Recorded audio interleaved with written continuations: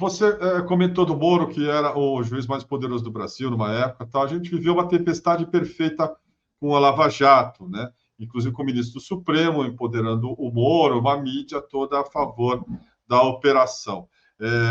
Esse cenário mudou. Você acredita que isso atrapalha em que grau? Quer dizer, não tem o mesmo impacto que tinham as prisões e o circo todo da Lava Jato. Você imagina um cenário em que a gente possa fazer a justiça esperada com essas pessoas que estão numa boa? O que eu vou te dizer uma coisa? Eu sou advogado, eu tenho advocacia no Supremo Tribunal há mais de 40 anos. O Moro não tem nenhuma respeitabilidade mais a ser preservada. Ele assim, nos próprios meios que eu convivo, o próprio ministro de tribunal, não vou citar nome, é claro, mas existe um solene desprezo por ele e as pessoas sabem o que ele fez. Quer dizer, quando você vê no julgamento do plenário o ministro comparar as atitudes de parte dessa força-tarefa de Curitiba à tortura, você vê a gravidade e a corrosão que já teve na credibilidade desse juiz. Então, ele está entre a cruz e a espada. Por quê? Ele deve ser cassado. Ao que tudo indica, as informações que eu tenho, ele vai perder o mandato de senador. Se eu fosse advogado dele, jamais serei, eu diria para ele assim, torça para perder. Porque aí ele iria para a primeira instância, se não fizer nada que seja arrogante, que pretenda influir. Não vai em cana. Ele não vai preso agora, vai ter um processo grande, ele vai para o tribunal, ele tem ainda, certamente, alguns poucos companheiros de tribunal que o ouve e tal. Então, as questões são muito delicadas, porque assim, a esposa dele também, pelo que consta da manifestação do Ministério Público, também é investigada. Ela não tem um processo contra ela, que eu saiba, de cassação de mandato. Então, mesmo ele sendo cassado, pode ser que ele fique, se denunciado for, acho que será, vai ser denunciado no Supremo Tribunal Federal, ele, os procuradores e tal. Então, a situação, se fosse lá em Minas Gerais, eu diria que é de Viseu desconhecer a vaca, sabe?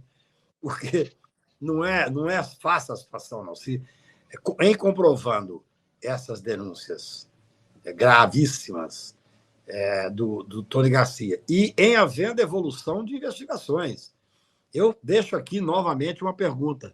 Por que tiraram o Apio da 13ª Vara?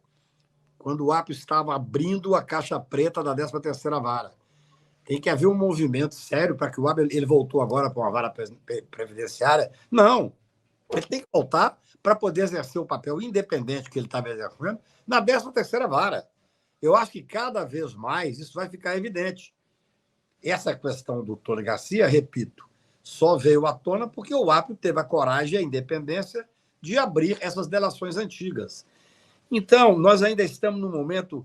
Olha, o despacho do ministro Toffoli é de 19 de dezembro. No outro dia começou o recesso judiciário. Então, nós estamos no meio de janeiro. É muito pouco tempo. Vamos com calma. Por isso é que eu falei para o Tony, falei, Tony, segura um pouco, você já fez o trabalho que você tinha que fazer, deixa agora a Polícia Federal entrar em campo, deixa o Ministério Público entrar em campo.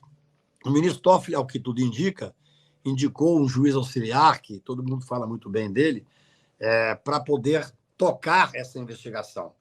Isso está sendo tocado no Supremo Tribunal Federal. Eu preferia agora que as coisas ficassem um pouco mais amainadas. É claro que nesse primeiro momento há uma necessidade de falar. Até essa coisa que eu estou... O Gilberto dizendo assim, não dá dica para o Moro, não. Você veja bem, eu estou impressionado, já fui procurado por outros empresários para dizer, Cacá, como é que eu faço agora? Cada caso é um caso. Você tem prova de que você foi forçado a delatar? Você está disposto a fazer esse enfrentamento com toda a exposição? Esse cliente que me procurou, que é uma pessoa importantíssima nesse contexto todo da Lava Jato, ele pagou 120 milhões, além de sofrer prisão, de ser pressionado e tal. Então, eu digo assim, essa questão ela está, embora já tenha evoluído bastante, o Tony Garcia fala sobre isso há bastante tempo, mas a partir do momento que abriu o inquérito, junto ao Supremo Tribunal Federal, vamos devagar com o andor, vamos deixar as questões técnicas evoluírem. Não é bom a gente lidar com hipóteses que não sejam hipóteses que estejam sendo realmente investigadas.